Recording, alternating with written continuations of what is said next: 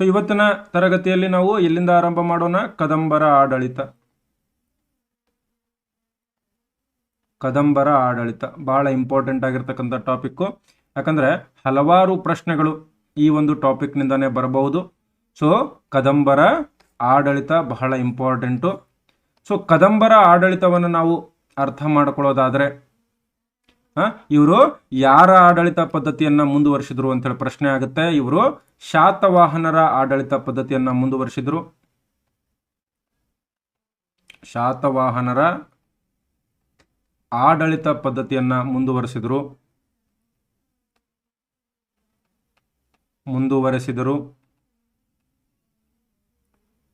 ಯಾಕಂದ್ರೆ ದಕ್ಷಿಣ ಭಾರತದಲ್ಲಿ ಮೊದಲು ಆಡಳಿತ ಮಾಡಿದ ಮಂತನ ಶಾತವಾಹನರ. ಸೊ ಹೀಗಾಗಿ ಶಾತವಾಹನರ ಆಡಳಿತವನ್ನೇ ಇವರು ಕೂಡ ಮುಂದುವರಿಸ್ಕೊಂಡು ಹೋಗ್ತಾರೆ. ಆಮೇಲೆ ಇಲ್ಲೂ ಕೂಡ ನೋಡ್ರಿ, ರಾಜತ್ವ ವಂಶವಾಹಿಯಾಗಿತ್ತು. ರಾಜತ್ವ ವಂಶವಾಹಿ ಅಂತಂದ್ರೆ ಏನು? ತಂದೆಯ ನಂತರ ಮಗ, ಮಗನ ನಂತರ ಅವನ ಮಗ. ಸೊ ಹೀಗಾಗಿ ರಾಜತ್ವ ಏನಾಗಿತ್ತು? ವಂಶವಾಹಿಯಾಗಿತ್ತು. ಆದರೆ ರಾಜ ನೋಡ್ರಿ, ರಾಜ ನಿರಂಕುಶವಾದಿಯಾಗಿರಲಿಲ್ಲ. ಅಂತಂದ್ರೆ ಯಾರ್ದೂ ಮಾತನ್ನ ಕೇಳದೆ ತಾನೇ ಆಡಳಿತ ಮಾಡುವಂತವನಾಗಿರಲಿಲ್ಲ. ರಾಜ ನಿರಂಕುಶವಾದಿಯಾಗಿರಲಿಲ್ಲ. ಇದು ಕೂಡ ಪ್ರಶ್ನೆ ಆಗಬಹುದು. ಸೊ ನಿರಂಕುಶವಾದಿ ಆಗಿರಲಿಲ್ಲ ಅಂತಂದ್ರೆ ಇವನು ಯಾರ್ದಾದ್ರೂ ಸಲಹೆ ಮತ್ತು ಸಲಹೆಗಳನ್ನು ತಗೊಂತಿದ್ದ. ಸೊ ಹೀಗಾಗಿ ರಾಜನಿಗೆ ಸಲಹೆ ನೀಡಲಿಕ್ಕೆ ಒಂದು ಅದ್ಭುತವಾದ ಮಂತ್ರಿಮಂಡಲ ಇತ್ತು. ಅದ್ಭುತವಾದಂತಹ ಒಂದು ಮಂತ್ರಿಮಂಡಲ ಇತ್ತು. ಈ ಮಂತ್ರಿಮಂಡಲದಲ್ಲಿ ಯಾರ್ಯಾರಿದ್ರು? ಒಬ್ಬ ಪ್ರಧಾನಿ ಇರ್ತಾ ಇದ್ದ. ಪ್ರಧಾನಿ ಅಂತಂದ್ರೆ ನಿಮಗೆಲ್ಲ ಗೊತ್ತಿದೆ, ಪ್ರಧಾನಮಂತ್ರಿ, PM ಅಂತೇಳಿ ಕೂಡ ಕರಿತೀವಿ. ಯುವರಾಜ ಇರ್ತಾ ಇದ್ದ. ನೋಡ್ರಿ, ಯುವರಾಜ ಕೂಡ ಕದಂಬರ ಕಾಲದಲ್ಲಿ ಯುವರಾಜ ಕೂಡ ರಾಜನಿಗೆ ಸಲಹೆಗಳನ್ನು ನೀಡ್ತಾ ಇದ್ದ. ಇನ್ನು ಒಬ್ಬ ಮನವರ್ಗಡೆ ಅಂತಿದ್ದ. ಮನವರ್ಗಡೆ ಅಂದ್ರೆ ಏನು ಅಂತೇಳಿ ಒಂದ್ಸರ್ತಿ ಪ್ರಶ್ನೆ ಆಗಿದೆ. ಮನವರ್ಗಡೆ ಅಂತಂದ್ರೆ ಈ ಖಜಾಂಚಿಯವನು, ಖಜಾನೆಯ ಉಸ್ತುವಾರಿಯನ್ನು ವಹಿಸುವವನು. ಇನ್ನು ಇವರ ಕಾಲದ ವಿದೇಶಾಂಗ ವ್ಯವಹಾರ ನೋಡ್ಕೊಳ್ಳುವಂತ ವ್ಯಕ್ತಿಯನ್ನ ಏನಂತ ಕರಿತೀವಿ ನಾವು? ತಂತ್ರಪಾಲ. ತಂತ್ರಪಾಲ ಅಂತಂದ್ರೆ ಯಾರು? ವಿದೇಶಾಂಗ ವ್ಯವಹಾರವನ್ನ ನೋಡಿಕೊಳ್ತಕ್ಕಂಥ ಮಂತ್ರಿಯನ್ನ ನಾವು ತಂತ್ರಪಾಲ ಅಂತೇಳಿ ಕರಿತಿದ್ವಿ. ಇನ್ನು ಲೆಕ್ಕಪತ್ರವನ್ನ ನೋಡ್ಕೊಳ್ಳುವವನು ಕ್ರಮುಖಪಾಲ. ಕ್ರಮುಖಪಾಲ ಏನ್ ನೋಡ್ಕೊಳ್ತಾ ಇದ್ದ ಕದಂಬರ ಕಾಲದಲ್ಲಿ ಅಂತಂದ್ರೆ ಲೆಕ್ಕ ಪತ್ರಗಳನ್ನ ನೋಡ್ಕೊಳ್ತಾ ಇದ್ದ. ಇನ್ನು ಸಭಾ ಕಾರ್ಯದರ್ಶಿ ಅಂತ ಒಬ್ಬ ಇದ್ದ. ಸಭಾ ಕಾರ್ಯದರ್ಶಿ ಅಂತಂದ್ರೆ ಏನು? ರಾಜನ ಆಸ್ಥಾನದ ಕಾರ್ಯದರ್ಶಿ. ಸಭಾ ಕಾರ್ಯದರ್ಶಿ ಅಂತಂದ್ರೆ ರಾಜನ ಆಸ್ಥಾನದ ಕಾರ್ಯದರ್ಶಿ. ಇನ್ನು ರಹಸ್ಯಾಧಿಕೃತ ಅಂತ ಬರ್ತಾನೆ. ಈ ರಹಸ್ಯಾಧಿಕೃತ ಅಂತಂದ್ರೆ ಏನು? ರಾಜನ ಆಪ್ತ ಕಾರ್ಯದರ್ಶಿ. ರಾಜನ ಆಪ್ತ ಕಾರ್ಯದರ್ಶಿ. ಪ್ರಶ್ನೆ ಹೆಂಗ್ ಬರ್ತಾವ ಸರ್ ಇದರಲ್ಲಿ? ಡೈರೆಕ್ಟ್ ಆಗಿ ಕೇಳಿಬಿಡ್ತಾರೆ. ಕದಂಬರ ಕಾಲದಲ್ಲಿ ತಂತ್ರಪಾಲ ಯಾರು ಅಂತೇಳಿ ಕೇಳ್ತಾರೆ. ತಂತ್ರಪಾಲ ಅಂತಂದ್ರೆ ಏನು? ವಿದೇಶಾಂಗ ವ್ಯವಹಾರ. ಕ್ರಮುಖಪಾಲ ಅಂತಂದ್ರೆ ಏನು? ಲೆಕ್ಕಪತ್ರ ನೋಡ್ಕೊಳ್ಳೋನು. ಸಭಾ ಕಾರ್ಯ ಸಚಿವ ಅಂತಂದ್ರೆ ಕಾರ್ಯದರ್ಶಿ. ರಹಸ್ಯಾಧಿಕೃತ ಅಂತಂದ್ರೆ ರಾಜನ ಆಪ್ತ ಕಾರ್ಯದರ್ಶಿ. ಮನವರ್ಗಡೆ ಅಂತಂದ್ರೆ ಏನು? ಖಜಾಂಚಿ. ಇವೆಲ್ಲ ವಿಷಯಗಳು ನಿಮಗೆ ಗೊತ್ತಿರಬೇಕು. ಯಾರ್ಯಾರು ಏನು ಅನ್ನೋದು ನಿಮಗೆ ಗೊತ್ತಿರಬೇಕು. ಇನ್ನು ಇವ್ರ ಬಗ್ಗೆ ಅತಿ ಹೆಚ್ಚು ಬಂದಂತ ಪ್ರಶ್ನೆ, ಡಬಲ್ ಸ್ಟಾರ್ ಪ್ರಶ್ನೆ ಅಂತ ನಾನು ಹೇಳ್ತೀನಿ ಇದನ್ನು. ಯಾವುದು? ಇವರ ಕಾಲದಲ್ಲಿ ರಾಜನಿಗೆ ಉಪದೇಶ ನೀಡಲಿಕ್ಕೆ ಒಂದು ಹಿರಿಯರ ಸಭೆ ಇರ್ತಾ ಇತ್ತು. ಉಪದೇಶ ನೀಡಲು ಇದ್ದಂತಹ ಹಿರಿಯರ ಸಭೆ ಯಾವುದು? ಅತ್ಯಂತ ಹೆಚ್ಚು ಬಾರಿ ಆದಂತಹ ಪ್ರಶ್ನೆ ಯಾವುದಿದು? ಇದೆ ನೋಡ್ರಿ. ಯಾರಿಗೆ ಗೊತ್ತಿದೆ ಕಮೆಂಟ್ ಬಾಕ್ಸಲ್ಲಿ ನೀವು ಉತ್ತರವನ್ನ ನೀಡ್ರಿ. ಕಮೆಂಟ್ ಬಾಕ್ಸಲ್ಲಿ ಉತ್ತರವನ್ನ ನೀಡ್ರಿ.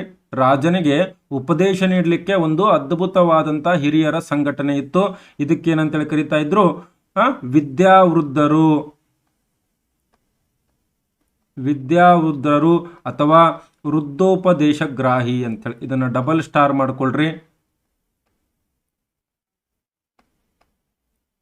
ಯಾಕಂತಂದ್ರೆ ಇದು ಅತಿ ಹೆಚ್ಚು ಬಾರಿ ಪ್ರಶ್ನೆಯಾಗಿದೆ. ಅತಿ ಹೆಚ್ಚು ಬಾರಿ ಪ್ರಶ್ನೆಯಾಗಿದೆ. ವೃದ್ಧೋಪದೇಶಗ್ರಾಹಿ ಅಥವಾ ವಿದ್ಯಾವೃದ್ಧರು ಅಂತಂದ್ರೆ ಏನು? ಇವರು ರಾಜನಿಗೆ ಸಲಹೆ ನೀಡುತ್ತಿದ್ದಂತಹ ಹಿರಿಯರು. ರಾಜನಿಗೆ ಸಲಹೆ ನೀಡುತ್ತಿದ್ದಂತಹ ಹಿರಿಯರ ಸಭೆಯನ್ನು ನಾವೇನಂತೇಳಿ ಕರಿತೀವಿ? ವಿದ್ಯಾವೃದ್ಧರು ಅಥವಾ ವೃದ್ಧೋಪದೇಶಗ್ರಾಹಿ. Very good, excellent. ಇನ್ನು ಆಡಳಿತದ ವಿಭಜನೆ ಹೇಗಿತ್ತು? ಆಡಳಿತದ ವಿಭಜನೆ ಹೇಗಿತ್ತು ಇವರ ಕಾಲದಲ್ಲಿ ಅಂತಂತಂದ್ರೆ ವಿಶೇಷವಾಗಿ ನೀವು ನೆನಪಿಟ್ಟುಕೊಳ್ಳಬೇಕಾದಂಥ ಅಂಶಗಳು ಯಾವ್ಯಾವು? ಮೊದಲನೇದಾಗಿ ಪ್ರಾಂತಗಳನ್ನ ಏನಂತೇಳಿ ಕರಿತಾ ಇದ್ರು?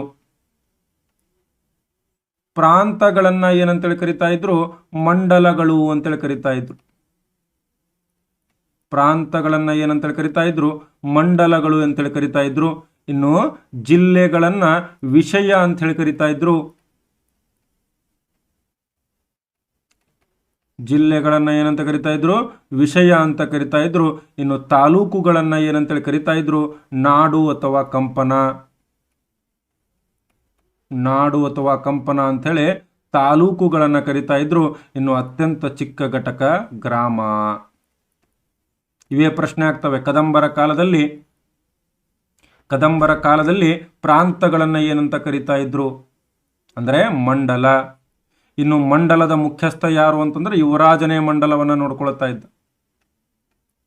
ಯುವರಾಜನೇ ಮಂಡಲವನ್ನ ನೋಡ್ಕೊಳ್ತಾ ಇದ್ದ. ಇನ್ನು ಇವರ ಕಾಲದ ನ್ಯಾಯಾಧಿಕಾರಿ ಯಾರು ಅಂತ ಕೇಳ್ತಾರೆ. ನ್ಯಾಯಾಧಿಕಾರಿ ಅಂತಂದ್ರೆ ಏನು? ಕಾನೂನಿಗೆ ಸಂಬಂಧಪಟ್ಟವನು. ಧರ್ಮಾಧ್ಯಕ್ಷ.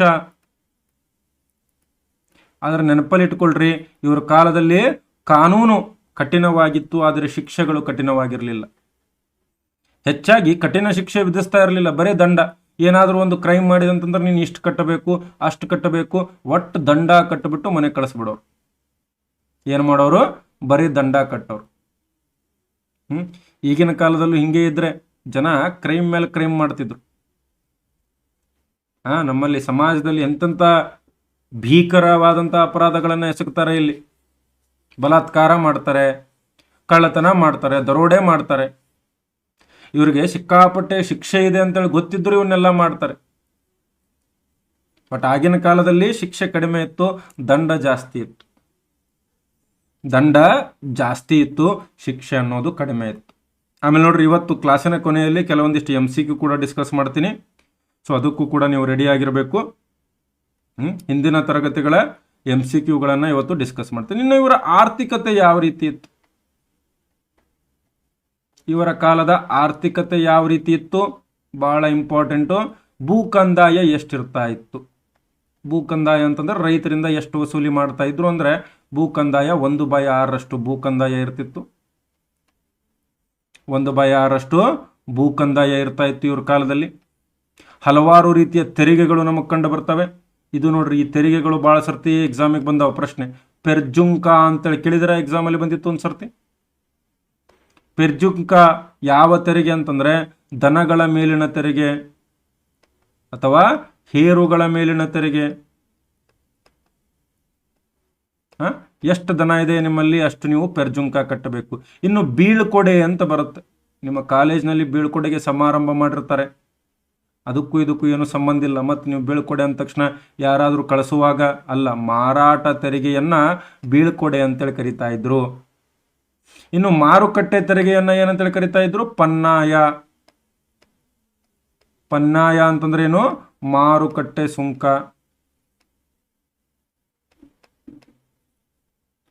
ಇನ್ನು ಕಿರುಕುಳ ಅಂದ್ರೆ ಏನು? ಕಿರುಕುಳ ಅಂದ್ರೆ ಏನು?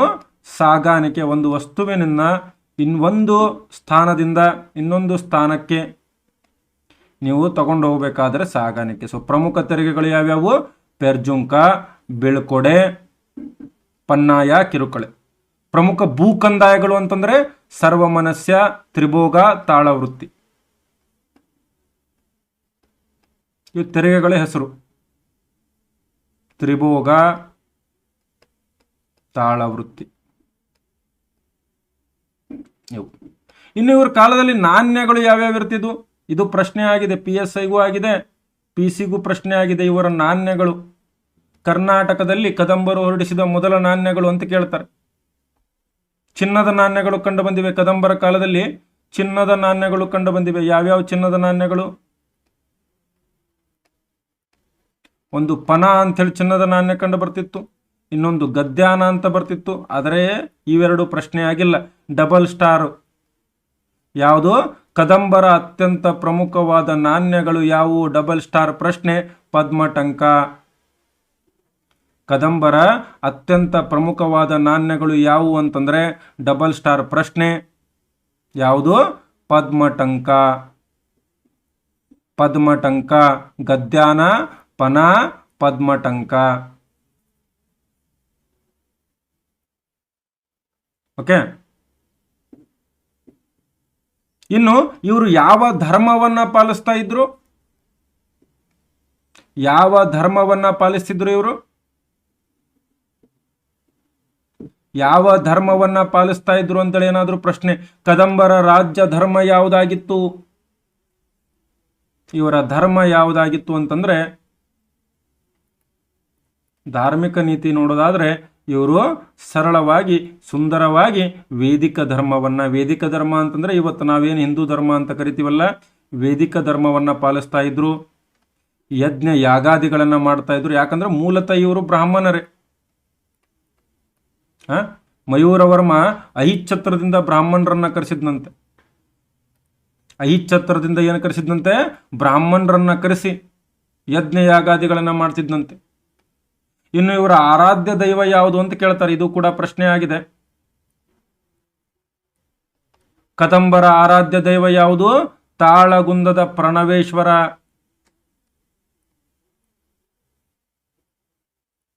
ನೋಡ್ರಿ, ಎರಡೂ ಡಿಫ್ರೆನ್ಸ್ ಗೊತ್ತಿರಬೇಕು ನಿಮಗೆ. ಕುಲದೇವತೆ ಬೇರೆ, ಆರಾಧ್ಯ ದೇವತೆ ಬೇರೆ. ಕುಲದೈವತೆ ಅಂತಂದ್ರೆ ಯಾವುದು? ಮಧುಕೇಶ್ವರ. ಬನವಾಸಿಯ ಮಧುಕೇಶ್ವರ. ಸೊ ಇವೆರಡು ನಿಮಗೆ ನೆನಪಿನಲ್ಲಿರಲ್ರಿ. ಅಲ್ರೈಟ್. ಇನ್ನು ಇವರ ಕಾಲದ ಶಿಕ್ಷಣ ವ್ಯವಸ್ಥೆಯನ್ನ ನೋಡ್ರಿ. ಈ ಕಾಲದ ಶಿಕ್ಷಣ ವ್ಯವಸ್ಥೆ, ಇವ್ರ ಕಾಲದಲ್ಲಿ ಸಾಕಷ್ಟು ಭೂದತ್ತಿಗಳನ್ನ ಕೊಡ್ತಾ ಇದ್ರು. ಶಿಕ್ಷಣಕ್ಕೆ ಕೂಡ, ಶಿಕ್ಷಣಕ್ಕೆ ಪ್ರೋತ್ಸಾಹ ನೀಡಿದ್ರು. ಶಿಕ್ಷಣ ಸಂಸ್ಥೆಗಳಿಗೆ ಭೂದತ್ತಿಯನ್ನ ನೀಡಿದ್ರು. ಭೂದತ್ತಿ ಅಂತಂದ್ರೆ ಭೂಮಿಯನ್ನ ಏನು ಮಾಡೋದು? ದಾನವಾಗಿ ನೀಡೋದು. ಭೂಮಿಯನ್ನ ಏನಾಗಿ ನೀಡೋದು? ದಾನವಾಗಿ ನೀಡೋದು. ಅನೇಕ ಸ್ಥಳಗಳಲ್ಲಿ ಕದಂಬರ ಕಾಲದ ಶಿಕ್ಷಣ ಸಂಸ್ಥೆಗಳು ನಮಗೆ ಕಂಡು ಬಂದಿವೆ. ಅನೇಕ ಸ್ಥಳಗಳಲ್ಲಿ ಕದಂಬರ ಕಾಲದ ಶಿಕ್ಷಣ ಸಂಸ್ಥೆಗಳು ನಮಗೆ ಕಂಡು ಬಂದಿವೆ. ಸರ್, ಹಾಗಾದ್ರೆ ಯಾವ್ಯಾವು ಇವರ ಕಾಲದ ಪ್ರಮುಖವಾದಂತಹ ಶಿಕ್ಷಣ ಸಂಸ್ಥೆಗಳು ಅಂತೇಳಿ ಕೇಳಿದ್ರೆ, ಮೊದಲನೇದಾಗಿ ನಾವೇನಂತ ಹೇಳಬೇಕು? ಮೊದಲನೇದಾಗಿ ಅಗ್ರಹಾರಗಳು. ಅಗ್ರಹಾರ ಅಂತಂದ್ರೆ ಏನಿದು? ಇದು ಬ್ರಾಹ್ಮಣರ ಶಿಕ್ಷಣ ಸಂಸ್ಥೆಗಳು. ಬ್ರಾಹ್ಮಣರೇ ಮೇಂಟೈನ್ ಮಾಡ್ತಾ ಇದ್ದಂತಹ ಶಿಕ್ಷಣ ಸಂಸ್ಥೆಗಳಿವು.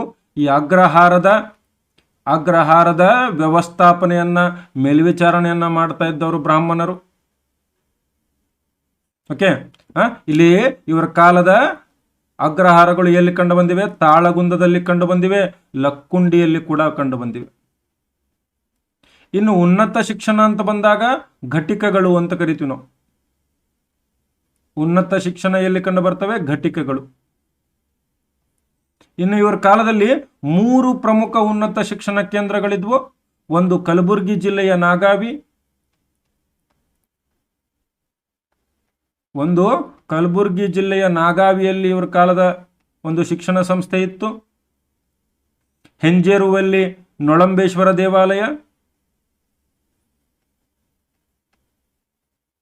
ನೊಳಂಬೇಶ್ವರ ದೇವಾಲಯ ಕೂಡ ಇವರ ಕಾಲದ ಪ್ರಮುಖ ಶಿಕ್ಷಣ ಸಂಸ್ಥೆ. ಜೊತೆಗೆ ಈ ಬಾಗಲಕೋಟೆ ಜಿಲ್ಲೆಯ ತೆರದಾಳದಲ್ಲೂ ಕೂಡ ಇವರ ಕಾಲದ ಶಿಕ್ಷಣ ಸಂಸ್ಥೆ ಕಂಡುಬರ್ತದೆ. ಬಾಗಲಕೋಟೆ ಜಿಲ್ಲೆಯ ತೆರದಾಳದಲ್ಲೂ ಕೂಡ ಇವರ ಕಾಲದ ಪ್ರಮುಖ ಶಿಕ್ಷಣ ಸಂಸ್ಥೆಗಳು ಕಂಡುಬರ್ತದೆ. ಇದಿಷ್ಟು ಯಾರ ಬಗ್ಗೆ? ಇದಿಷ್ಟು ಕರ್ನಾಟಕದಲ್ಲಿ ಕದಂಬರ ಬಗ್ಗೆ. ಕರ್ನಾಟಕದಲ್ಲಿ ಕದಂಬರ ಬಗ್ಗೆ. ಯಾಕಂದ್ರೆ ಇದಿಷ್ಟೇ ನಾವು ಹಿಂದಿನ ಕ್ಲಾಸಲ್ಲಿ ಉಳಿಸಿದ್ವಿ. ಸೊ ಇವತ್ತು ನಾನು ಬಾದಾಮಿ ಚಾಲುಕ್ಯರ ಸಿಲೆಬಸ್ ಅನ್ನು ಶುರು ಮಾಡ್ತಾ ಇಲ್ಲ. ಯಾಕಂದ್ರೆ ಭಾಳ ಜನ ಕೇಳ್ತಾ ಇದ್ರು, ಸರ್ ಸ್ವಲ್ಪ ಪ್ರಾಕ್ಟೀಸ್ ಕ್ವಶನ್ಸ್ ಕೂಡ ತಗೊಂಡ್ಬನ್ನಿ ಅಂತ ಹೇಳಿ. ಸೊ ಹೀಗಾಗಿ ನಾವು ಏನು ಕವರ್ ಮಾಡಿದೀವಿ ಪಾರ್ಟ್ 1, ಪಾರ್ಟ್ 2, ಪಾರ್ಟ್ 3ದಲ್ಲಿ ಪ್ರಾಗೈತಿಹಾಸಿಕ ಕಾಲ ಮತ್ತು ಶಾತವಾಹನರು. ಇದರ ಬಗ್ಗೆ ಕೆಲವೊಂದಿಷ್ಟು ಪ್ರಶ್ನೆಗಳನ್ನು ನಾನು ಇನ್ನು ಮುಂದೆ ಕೇಳ್ತೀನಿ. ಇದರ ಬಗ್ಗೆ ಕೆಲವೊಂದಿಷ್ಟು ಪ್ರಶ್ನೆಗಳನ್ನು ನಾನು ಇವತ್ತಿನ ತರಗತಿಯಲ್ಲಿ ಕೇಳ್ತೀನಿ. ಎಷ್ಟು ಜನ ರೆಡಿ ಇದ್ದೀರಿ ಈ ಪ್ರಶ್ನೆಗಳಿಗೆ ಉತ್ತರಿಸಲಿಕ್ಕೆ? ಯಾಕಂದ್ರೆ ನೀವು ಕ್ಲಾಸನ್ನು ಸರಿಯಾಗಿ ಕೇಳಿಸ್ಕೊಂಡಿದ್ರು ಇಲ್ಲೋ ಅನ್ನೋದು ಗೊತ್ತಾಗ್ಬಿಡುತ್ತೆ ಇದರಲ್ಲಿ. ಎಷ್ಟು ಜನ ರೆಡಿ ಇದ್ದೀರಿ? ಎಲ್ಲರೂ ಲೈಕ್ ಬಟನನ್ನು ಒತ್ತುವುದರ ಮೂಲಕ ನೀವು ರೆಡಿ ಇದ್ದೀರಿ ಅಂತೇಳಿ ಹೇಳ್ರಿ ನೋಡೋಣ. ಲೈಕ್ ಬಟನನ್ನು ಪ್ರೆಸ್ ಮಾಡೋದರ ಮೂಲಕ ರೆಡಿ ಇದೀವಿ ಅಂತೇಳಿ ತೋರಿಸ್ರಿ ನನಗೆ ನೋಡೋಣ.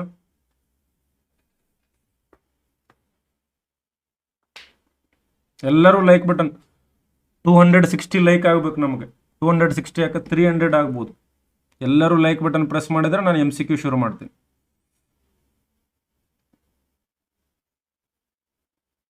ಎಲ್ಲರೂ ಒಟ್ಟಿಗೆ ಓದ್ತಾರೆ ನೋಡೋಣ.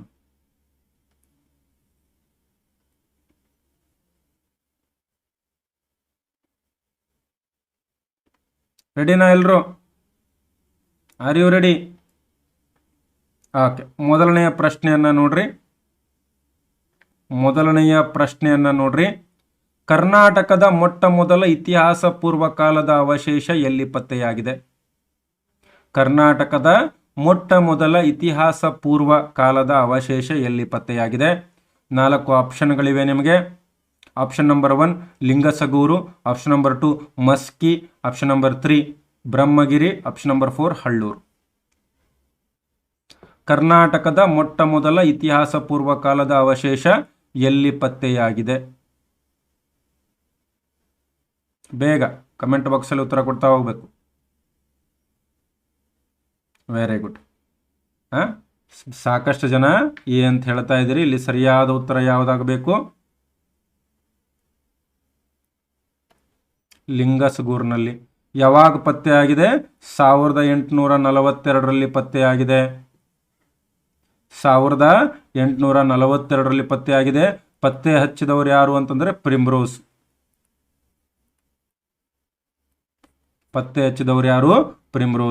ಸೊ ಕರ್ನಾಟಕದ ಮೊತ್ತ ಮೊದಲ ಇತಿಹಾಸ ಪೂರ್ವ ಕಾಲದ ಅವಶೇಷ ಎಲ್ಲಿ? ಲಿಂಗಸಗೂರಿನಲ್ಲಿ ಪತ್ತೆಯಾಗಿತ್ತು. 1842ರಲ್ಲಿ ಪತ್ತೆ ಮಾಡಿದವರು ಪ್ರಿಮ್ರೋಸ್. ಮುಂದಿನ ಪ್ರಶ್ನೆ, ಕರ್ನಾಟಕ ಇತಿಹಾಸ ಪೂರ್ವದ ಯುಗದ ಬಗ್ಗೆ ಈ ಕೆಳಗಿನ ಹೇಳಿಕೆಗಳಲ್ಲಿ ತಪ್ಪಾದುದನ್ನು ಆರಿಸಿ. ಕರ್ನಾಟಕದ ಇತಿಹಾಸ ಪೂರ್ವ ಯುಗದ ಬಗ್ಗೆ ಈ ಕೆಳಗಿನ ಹೇಳಿಕೆಗಳಲ್ಲಿ ತಪ್ಪಾದುದನ್ನು ಆರಿಸಿ. ಸಂಗನಕಲ್ಲು, ತೆಕ್ಕಲಕೋಟೆ, ಮಸ್ಕಿ, ಚಂದ್ರವಳ್ಳಿ ನವಶಿಲಾಯುಗದ ನಿವೇಶನಗಳು. ನವಶಿಲಾಯುಗದಲ್ಲಿ ಪ್ರಾಣಿಗಳ ಸಾಕಣೆ ಮತ್ತು ವ್ಯವಸಾಯ ತಿಳಿದಿತ್ತು. ಹಳ್ಳೂರಲ್ಲಿ ರಾಗಿ ಮತ್ತು ಭತ್ತ ಮತ್ತು ತೆಕ್ಕಲಕೋಟದಲ್ಲಿ ಹುರುಳಿಯ ಅವಶೇಷಗಳು ದೊರೆತಿವೆ. ಚಕ್ರ ನಿರ್ಮಿತ ಮಡಕೆಗಳು ಬಳಕೆಯಲ್ಲಿರಲಿಲ್ಲ. ಕೇವಲ ಕೈಯಿಂದ ಮಾಡಿದ ಬುಟ್ಟಿ ಆಕಾರದ ಮಡಕೆಗಳು ದೊರೆತಿವೆ. ಸರಿಯಾದ ಉತ್ತರವನ್ನ ಆರಿಸ್ರಿ. ಯಾವುದಾಗಬೇಕಿಲ್ಲಿ ಸರಿಯಾದ ಉತ್ತರ? Very good, excellent. ಬಹುತೇಕ ವಿದ್ಯಾರ್ಥಿಗಳು BCD ನಲ್ಲಿ ಕನ್ಫ್ಯೂಷನ್ ಆಗಿದ್ದಾರೆ, ಏನಲ್ಲೂ ಕೂಡ ಕನ್ಫ್ಯೂಷನ್ ಆಗಿದೆ. ಸೊ ಇಲ್ಲಿ ಸರಿಯಾದ ಉತ್ತರ A ಕರೆಕ್ಟ್ ಇದೆ, B ಕರೆಕ್ಟ್ ಇದೆ, C ಕರೆಕ್ಟ್ ಇದೆ. ಚಕ್ರ ನಿರ್ಮಿತ ಮಡಕೆಗಳು ಬಳಕೆಯಲ್ಲಿರಲಿಲ್ಲ ಅಂತ ಹೇಳೋದು ತಪ್ಪು. ಯಾಕಂದ್ರೆ ಚಕ್ರ ನಿರ್ಮಿತ ಮಡಕೆಗಳು ಯಾವ ನದಿಯ ದಂಡೆಯ ಮೇಲೆ ಕಂಡು ಬಂದಿವೆ? ಕೃಷ್ಣಾ ನದಿ ದಂಡೆಯ ಮೇಲೆ ಕಂಡು ಬಂದಿವೆ. ಕೃಷ್ಣಾ ನದಿ ದಂಡೆಯ ಮೇಲೆ ಚಕ್ರ ನಿರ್ಮಿತ ಮಡಕೆಗಳು ಕಂಡು ಬಂದಿವೆ. ಸೊ ಹೀಗಾಗಿ ಡಿ ಇಲ್ಲಿ ಸರಿಯಾದ ಉತ್ತರವಾಗಿದೆ. ಮುಂದಿನ ಪ್ರಶ್ನೆಯನ್ನ ನೋಡ್ರಿ.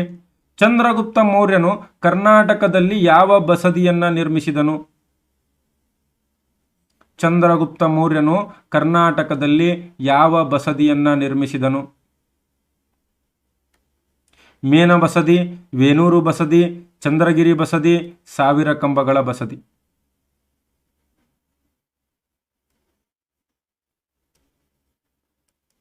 ಮೇನ ಬಸದಿ, ವೇಣೂರು ಬಸದಿ, ಚಂದ್ರಗಿರಿ ಬಸದಿ ಅಥವಾ ಸಾವಿರ ಕಂಬಗಳ ಬಸದಿ.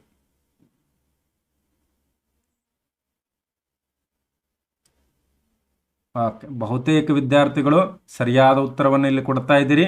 ಇಲ್ಲಿ ಸರಿಯಾದ ಉತ್ತರ ಯಾವುದಾಗಬೇಕು? ಚಂದ್ರಗಿರಿ ಬಸದಿ. ನಿಮಗೆಲ್ಲ ಹೇಳಿದ್ದೆ ನಾನು, ಚಂದ್ರಗುಪ್ತ ಮೌರ್ಯ ಭದ್ರಬಾಹುವಿನ ಜೊತೆಗೆ ದಕ್ಷಿಣ ಭಾರತಕ್ಕೆ ಬರ್ತಾನೆ. ಇಲ್ಲೇ ಸಲ್ಲೇಖನ ವೃತ್ತ ಕೈಗೊಂಡು ಇಲ್ಲೇ ತನ್ನ ಕೈವಲ್ಯವನ್ನು ಪಡಿತಾನೆ. ಇದರ ಬಗ್ಗೆ ಹೆಚ್ಚಿನ ಮಾಹಿತಿ ನಮಗೆ ಎಲ್ಲಿ ಕಂಡು ಬರ್ತದೆ? ಹೇಮಚಂದ್ರನ ಪರಿಶಿಷ್ಟ ಪರ್ವಣದಲ್ಲಿ ಕಂಡು ಬರ್ತದೆ. ಮೇನ ಬಸದಿ ಅಂತೇಳಿ ಎಲ್ಲಿ ಕಂಡು ಬರ್ತದೆ ಹೇಳ್ರಿ? ಮೇನ ಬಸದಿ ಯಾವ ಊರಿನಲ್ಲಿ ಕಂಡು ಬರ್ತದೆ? ಮೇನ ಬಸದಿ ಯಾವ ಊರಿನಲ್ಲಿ ಕಂಡು ಬರ್ತದೆ?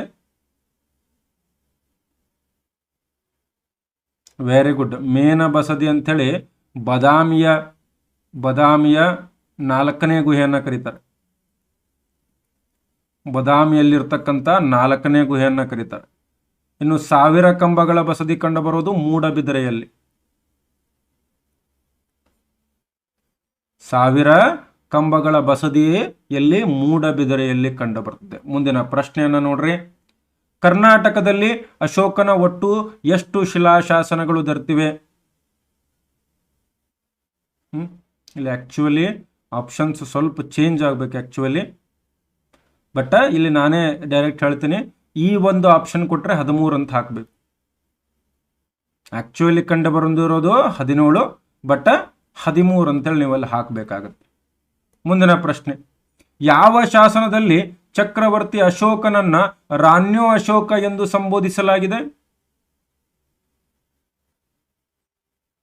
ಯಾವ ಶಾಸನದಲ್ಲಿ ಅಶೋಕನನ್ನ ರಾನ್ಯೋ ಅಶೋಕ ಎಂದು ಸಂಬೋಧಿಸಲಾಗಿದೆ?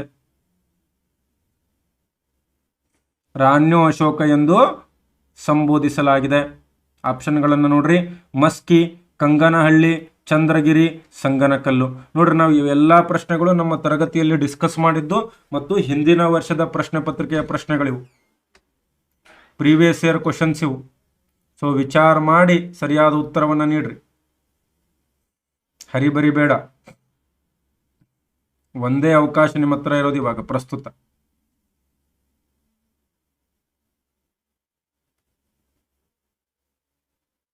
ಎಲ್ಲರೂ ಮಸ್ಕಿ ಅಂತ ಹೇಳ್ತಾ ಇದ್ದಾರೆ, ಸ್ವಲ್ಪ ಜನ ಚಂದ್ರಗಿರಿ ಅಂತ ಸ್ವಲ್ಪ ಜನ ಹೇಳ್ತಾ ಇದ್ದಾರೆ.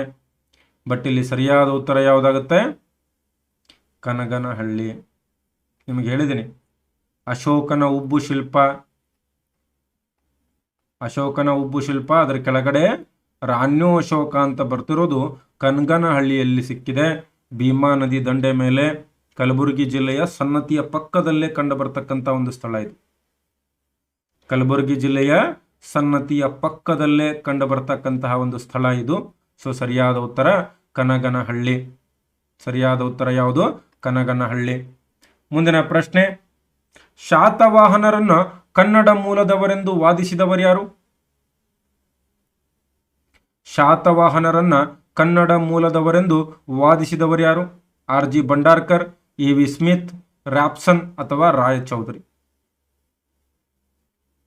ಅಲ್ಲಿ ನೋಡ್ರಿ, ಪ್ರಶ್ನೆಗಳು ಇಂಪಾರ್ಟೆಂಟ್ ಇದೆ ಸರ್.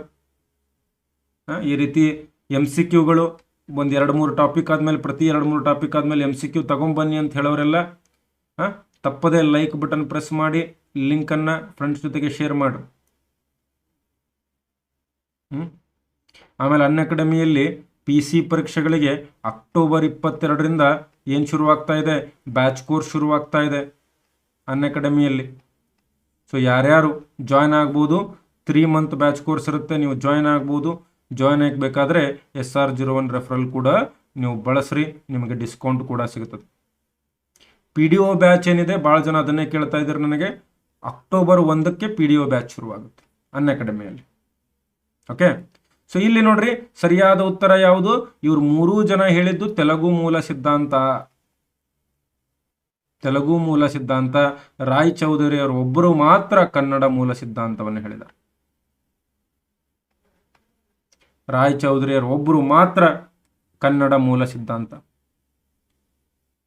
ಶಾತವಾಹನರು ನೇಗಿಲನ್ನ ದಕ್ಷಿಣಕ್ಕೆ ಪರಿಚಯಿಸಿದರು ಎನ್ನುವುದಕ್ಕಿಂತ ನೇಗಿಲಿನಿಂದ ದಕ್ಷಿಣಕ್ಕೆ ಪರಿಚಯಿಸಲ್ಪಟ್ಟರು ಎಂದು ಹೇಳಿದವರು ಯಾರು?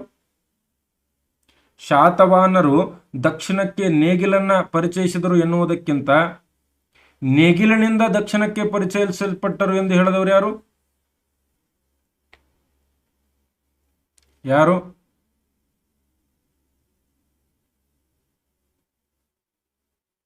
Very good. ಇದು ಇದಾಗುತ್ತೆ. R G Bhandarkar. ಈ ಪ್ರಶ್ನೆಗೆ ಸರಿಯಾದ ಉತ್ತರ ಆರ್ ಜಿ ಭಂಡಾರ್ಕರ್. ಇದನ್ನು ಹೇಳಿದವರು ಯಾರು?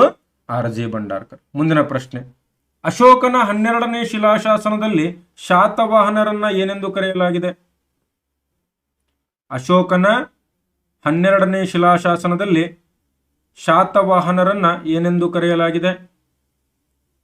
ಶಾತವಾಹನರನ್ನ ಏನೆಂದು ಕರೆಯಲಾಗಿದೆ? ಆಂಧ್ರಕೂಟ, ಆಂಧ್ರ ಭೃತ್ಯ, ಶಾಲಿವಾಹನ, ರಾಯಸಿಮುಖ. ಏನೆಂದು ಕರೆಯಲಾಗಿದೆ?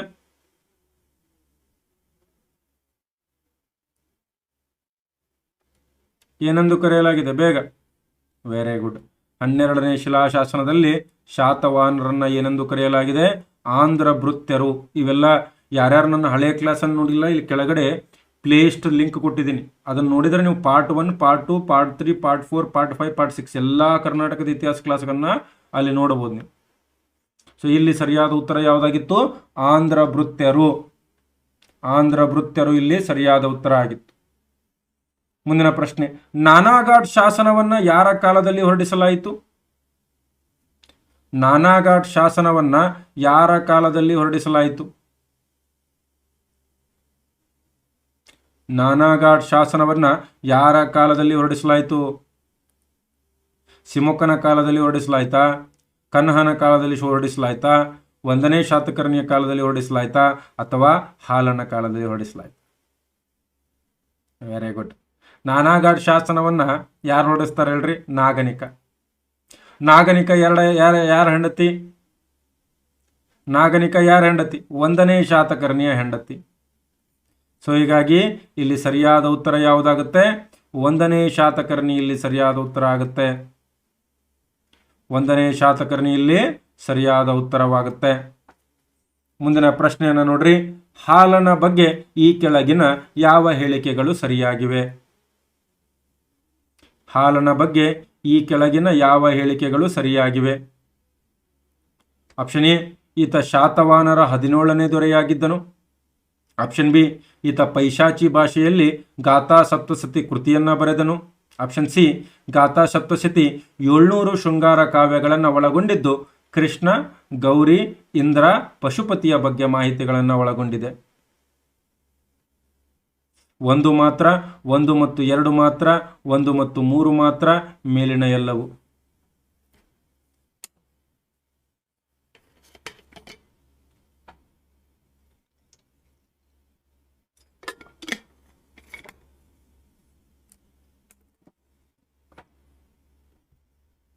ಎಸ್. ಹಾಲನ ಬಗ್ಗೆ ಯಾವ ಕೆಳಗಿನ ಹೇಳಿಕೆಗಳು ಸರಿಯಾಗಿವೆ? ಇಲ್ಲಿ ನೋಡ್ರಿ, ಶಾತವಾಹನರ 17ನೇ ದೊರೆಯಾಗಿದ್ದನು. ಎಸ್. ಗಾಥಾ ಸಪ್ತಸತಿ 700 ಶೃಂಗಾರ ಕಾವ್ಯಗಳನ್ನು ಒಳಗೊಂಡಿದ್ದು ಕೃಷ್ಣ, ಗೌರಿ, ಇಂದ್ರ, ಪಶುಪತಿಯ ಉಲ್ಲೇಖ ಹೊಂದಿದೆ. ಎಸ್. 1 ಮತ್ತು 3 ಎರಡೂ ಸರಿಯಾಗಿದೆ. ಸೊ ಇವೆರಡು ಆಪ್ಷನ್ ನಮಗೆ ಎಲಿಮಿನೇಟ್ ಮಾಡಿದ್ವಿ. ಇನ್ನು ಎರಡನೇದ್ರ ಬಗ್ಗೆ, ಇವನು ಗಾಥಾ ಸಪ್ತಸತಿ ಕೃತಿಯನ್ನ ಬರೆದ್ನು. ಎಸ್. ಆದರೆ ಪೈಶಾಚಿ ಭಾಷೆಯಲ್ಲಿ ಬರೆದಿಲ್ಲ. ಯಾವ ಭಾಷೆಯಲ್ಲಿ ಬರೆದಿದ್ದಾನೆ ಇವನು ಗಾಥಾ ಸಪ್ತಶತಿ? ರೈಟ್. ಯಾವ ಭಾಷೆಯಲ್ಲಿ ಬರೆದಿದ್ದಾನೆ? ಪ್ರಾಕೃತ ಭಾಷೆಯಲ್ಲಿ ಬರೆದಿದ್ದಾನೆ. ಗಾಥಾ ಸಪ್ತಶತಿ ಕೃತಿಯನ್ನ ಯಾವ ಭಾಷೆಯಲ್ಲಿ ಬರೆದಿದ್ದಾನೆ? ಪ್ರಾಕೃತ ಭಾಷೆಯಲ್ಲಿ ಬರೆದಿದ್ದಾನೆ. ಸೊ ಹೀಗಾಗಿ ಇಲ್ಲಿ ಸರಿಯಾದ ಉತ್ತರ ಸಿ ಆಗಿತ್ತು. ಬಹಳ ಜನ ಟ್ರಿಕ್ ಯೂಸ್ ಮಾಡ್ಲಿಕ್ಕೆ ಹೋಗಿ ಡಿ ಹಾಕಿದಿರಿ, ಡಿ ಹಾಕಬಾರ್ದಾಗಿತ್ತು. ಅರ್ಥ ಆಯ್ತಾ? ಮುಂದಿನ ಪ್ರಶ್ನೆ ನೋಡ್ರಿ. ಈ ಕೆಳಗಿನ ಯಾವುದು ಗೌತಮಿ ಪುತ್ರ ಶಾತಕರ್ಣಿಯ ಬಿರುದಲ್ಲ? ಈ ಕೆಳಗಿನ ಯಾವುದು ಗೌತಮಿ ಪುತ್ರ ಶಾತಕರ್ಣಿಯ ಬಿರುದಲ್ಲ? ತ್ರೈ ಸಮುದ್ರ, ತೋಯ ಪೀತವಾಹನ, ಶಾತವಾಹನ, ಕುಲಯಶಃ, ಪ್ರತಿಷ್ಠಾಪಕರ, ಏಕ ಬ್ರಾಹ್ಮಣ, ಅಪ್ರತಿಹತ್. ಈ ಕೆಳಗಿನವುಗಳಲ್ಲಿ ಯಾವುದು ಗೌತಮಿ ಪುತ್ರ ಶಾತಕರ್ಣಿಯ ಬಿರುದಲ್ಲ? ಹೇಳ್ರಿ ನೋಡೋಣ. ಬಹಳ ಇಂಟ್ರೆಸ್ಟಿಂಗ್. ಇದನ್ನೆಲ್ಲ ಕಥೆಯ ರೂಪದಲ್ಲಿ ಅದ್ಭುತವಾಗಿ ವರ್ಣನೆ ಮಾಡಿದ್ದೀನಿ ನಾನು ಹಿಂದಿನ ತರಗತಿಗಳಲ್ಲಿ.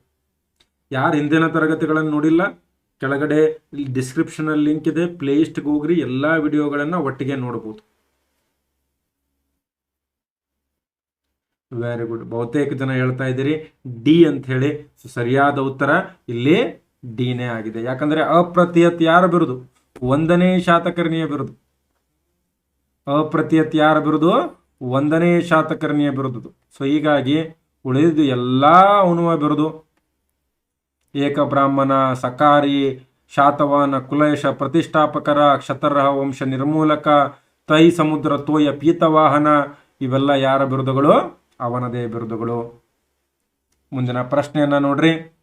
ಗೌತಮ ಪುತ್ರ ಶಾತಕರ್ಣಿಯ ಬಗ್ಗೆ ಈ ಕೆಳಗಿನ ಯಾವ ಹೇಳಿಕೆ ಸರಿಯಾಗಿಲ್ಲ? ಶಕರ ಮೇಲೆ ದಾಳಿ ಮಾಡಿ ಶಕರಾಜ ನಹಪಾನ ಮತ್ತು ಅಳಿಯ ಋಷಭದತ್ತನನ್ನ ಸೋಲಿಸಿದನು. ನಹಪಾನನ ನಾಣ್ಯಗಳನ್ನು ತನ್ನ ಹೆಸರಿನಲ್ಲಿ ಪುನಃ ಟಂಕಿಸಿದನು. ಬೌದ್ಧ ಧರ್ಮಕ್ಕೆ ಮತಾಂತರ ಹೊಂದಿ ಬೌಂಡುಲೇನ ಬೌದ್ಧ ಗುಹಾಲಯಗಳನ್ನು ನಿರ್ಮಿಸಿದನು. ಶಕರ ದೊರೆ ರುದ್ರದಾಮನ್ ಜೊತೆ ವೈವಾಹಿಕ ಸಂಬಂಧ ಬೆಳೆಸಿದನು. ವೈವಾಹಿಕ ಸಂಬಂಧ ಅಂತಂದ್ರೆ ಇವನೇ ಹೋಗಿ ಮದುವೆ ಆಗೋದಂತಲ್ಲ. ಮಕ್ಕಳು, ಹೆಣ್ಣು ಮಕ್ಕಳು, ಗಂಡು ಮಕ್ಕಳು ಯಾರ್ದಾದ್ರೂ ಮದುವೆ ಮಾಡಿರ್ಬೋದು. ಸರ್, ಈ ವೈವಾಹಿಕ ಸಂಬಂಧ ಹೆಂಗೆ ಹುಡುಗರೇ ಹೆಂಗೆ ಮದುವೆ ಆಗ್ತಾರ್ರಿ ಅಂದ್ರೆ ಈಗ ಲೀಗಲ್ ಅದ ಅದು. ಮತ್ತು ನೀವು ಹೋಗಿ ಎಕ್ಸಾಮ್ನಲ್ಲಿ ಹುಡುಗರೇ ಮದುವೆ ಆಗ್ತಾರೆ, ಹುಡುಗಿಯರ ಮದುವೆ ಆಗ್ತಾರೆ, ಸಮಾಜ ಹೆಂಗಾಗಿದೆ ನೋಡ್ರಿ ಅನ್ನಂಗಿಲ್ಲ. ಅದು ಲೀಗಲ್ಲು, ಅದು ಅವರ ಆಯ್ಕೆ. ಅವರ ಆಯ್ಕೆಯನ್ನು ನಾವು ಗೌರವಿಸಬೇಕು. ಹೌದಾ? ಸಮಲೈಂಗಿಕತೆ ಈಗ ಕಾನೂನುಬದ್ಧ ಅಧಿಕಾರ. ಆಗಿನ ಕಾಲದಲ್ಲಿ ಇರಲಿಲ್ಲ, ಈಗಿನ ಕಾಲದಲ್ಲಿ ಇದೆ. ಸೊ ಬೇಸಿಕಲಿ ಇಲ್ಲಿ ತಪ್ಪಾದ ಉತ್ತರ ಸಿ ಆಗಿತ್ತು. ಯಾಕೆ ತಪ್ಪಾದ ಉತ್ತರ ಸಿ ಆಗಿತ್ತು? ಯಾಕಂದ್ರೆ ಪೌಂಡುಲೇನ ಬೌದ್ಧ ಗುಹಾಲಯಗಳನ್ನೇನೋ ನಿರ್ಮಿಸಿದ, ಬಟ್ ಬೌದ್ಧ ಧರ್ಮಕ್ಕೆ ಮತಾಂತರ ಹೊಂದಿರಲಿಲ್ಲ. ನಾನು ನಿಮ್ಗೆ ಹೇಳಿದ್ದೆ ಏಕ ಬ್ರಾಹ್ಮಣ ಅಂತ ಹೇಳಿ, ಏಕ ಬ್ರಾಹ್ಮಣ ಅಂತ ಹೇಳಿದ್ದೆ. ಸೊ ಹೀಗಾಗಿ ಇವನು ಬ್ರಾಹ್ಮಣನಾಗಿದ್ದ, ಬೌದ್ಧ ಧರ್ಮಕ್ಕೆ ಯಾವತ್ತೂ ಕೂಡ ಮತಾಂತರ ಹೊಂದಲಿಲ್ಲ. ಇನ್ನು ಇಂದಿನ ಕೊನೆಯ ಪ್ರಶ್ನೆ. ಯಾರ ನಾಣ್ಯಗಳ ಮೇಲೆ ಹಡಗು ಮತ್ತು ಮೀನಿನ ಚಿತ್ರಗಳು ಕಂಡು ಬಂದಿವೆ? ಸಿಮುಖ, 1ನೇ ಶಾತಕರ್ಣಿ, ವಶಿಷ್ಠಿಪುತ್ರ ಪುಲಮಾವಿ, ಯಜ್ಞಶ್ರೀ ಶಾತಕರ್ಣಿ. ಇಲ್ಲಿ ಸರಿಯಾದ ಉತ್ತರ ಯಜ್ಞಶ್ರೀ ಶಾತಕರ್ಣಿ. ಇವನ ಕಾಲದಲ್ಲಿ ವ್ಯಾಪಾರ ಅತ್ಯಂತ ಉನ್ನತ ಮಟ್ಟಕ್ಕೆ ಹೋಗಿತ್ತು ಅಂತೇಳಿ ಕೂಡ ನಾನು ಹೇಳಿದ್ದೆ. ವ್ಯಾಪಾರ ಅತ್ಯಂತ ಉಚ್ಚ ಮಟ್ಟಕ್ಕೆ ಹೋಗಿತ್ತು. ಇವನ ನಾಣ್ಯಗಳ ಮೇಲೆ ಹಡಗು ಮತ್ತು ಮೀನಿನ ಚಿತ್ರಗಳು ಕಂಡು ಬಂದಿವೆ ಅಂತೇಳಿ ಹೇಳಿದೆ. ಸೊ ಇವತ್ತಿಗಿಷ್ಟು ಸಾಕು. ಬಟ್ ಮುಂದಿನ ತರಗತಿಗಳಲ್ಲಿ ಏನು ಮಾಡ್ತೀನಿ, ಈಗ ನೆಕ್ಸ್ಟು ನಾಳೆ ಬಾದಾಮಿ ಚಾಲುಕ್ಯರು, ಅದಾದ ಮೇಲೆ ಗಂಗರು ಮತ್ತು ಬಾದಾಮಿ ಚಾಲುಕ್ಯರು ಎರಡಾದ್ಮೇಲೆ ಮತ್ತೆ ಅದರ ಸಂಬಂಧಪಟ್ಟಂತೆ MCQಗಳನ್ನು ಕೂಡ ನಾನು ನಿಮ್ಮ ಜೊತೆ ಡಿಸ್ಕಸ್ ಮಾಡ್ತೀನಿ. ಪ್ರತಿ 2 ಕಾನ್ಸೆಪ್ಟ್ಗಳ ನಂತರ MCQ ಕೂಡ ಮಾಡ್ತಿರ್ತೀನಿ ನಾನು. ಸೊ ಅದನ್ನು ಕೂಡ ತಪ್ಪದೆ ನೋಡ್ರಿ. 8:00 ಪ್ರತಿದಿನ ಕ್ಲಾಸ್ ಇರ್ತದೆ. ಒಂದಿನ ಏನೋ ತಪ್ಪಿ ಇರಲಿಲ್ಲ ಅಂತಂದ್ರೂ ನೆಕ್ಸ್ಟ್ ಡೇ ಇರ್ತದೆ. ಓಕೆ, ಸೊ 8:00 ಒಂದು ಸರ್ತಿ ಯೂಟ್ಯೂಬ್ನಲ್ಲಿ ಬಂದು ಚೆಕ್ ಮಾಡ್ಕೊಂಡು ಹೋಗ್ರಿ, ಇದೆಯಾ ಇಲ್ವೋ ಕರ್ನಾಟಕ ಇತಿಹಾಸದ ಕ್ಲಾಸ್ ಅಂಥೇಳಿ. ಯಾಕಂದರೆ ನಿಮಗೋಸ್ಕರ ಆರಂಭ ಮಾಡಿರ್ತಕ್ಕಂಥ ಚಾನಲ್ ಇದು. ಸೊ ಸಬ್ಸ್ಕ್ರೈಬ್ ಮಾಡ್ಕೊಳ್ರಿ, ಗಂಟೆ ಬಟನ್ ಒತ್ತಿರಿ. ನಿಮಗೋಸ್ಕರ ಮಾಡ್ತಾ ಇರ್ತಕ್ಕಂಥ ಉಚಿತ ತರಗತಿಗಳು PC PDO ಬರ್ತಾ ಇದೆ, ಬಂದಿದೆ ನೋಟಿಫಿಕೇಶನ್ ಆಲ್ಮೋಸ್ಟು. ಸೊ ನಿಮ್ಮನ್ನು ಗುರಿಯಾಗಿಟ್ಟುಕೊಂಡು ನಿಮಗೆ ಒಳ್ಳೆಯ ಕಂಟೆಂಟ್ ಕ್ಲಾಸನ್ನು ಯಾರ್ಯಾರು ಲೈಕ್ ಮಾಡ್ತಾ ಇದ್ದೀರಿ, ಶೇರ್ ಮಾಡ್ತಾ ಇದ್ದೀರಿ, ಹೆಚ್ಚೆಚ್ಚು ಜನರಿಗೆ ತಲುಪಲಿಕ್ಕೆ ಸಹಾಯ ಮಾಡ್ತಾ ಇದ್ದೀರಿ, ಎಲ್ರಿಗೂ ಕೂಡ ನನ್ನ ಕಡೆಯಿಂದ ಕೂಡ ತುಂಬ ಹೃದಯದ ಧನ್ಯವಾದಗಳು. ಮತ್ತೆ ಮುಂದಿನ ತರಗತಿಯಲ್ಲಿ ನಾಳೆ 8:30 ಸರಿಯಾಗಿ ಸಿಗೋಣ. ಅಲ್ಲಿಯವರೆಗೂ ಎಲ್ರಿಗೂ ಕೂಡ ಧನ್ಯವಾದಗಳು. ಶುಭ ದಿನ. ಬಾಯ್, ಟೇಕ್ ಕೇರ್.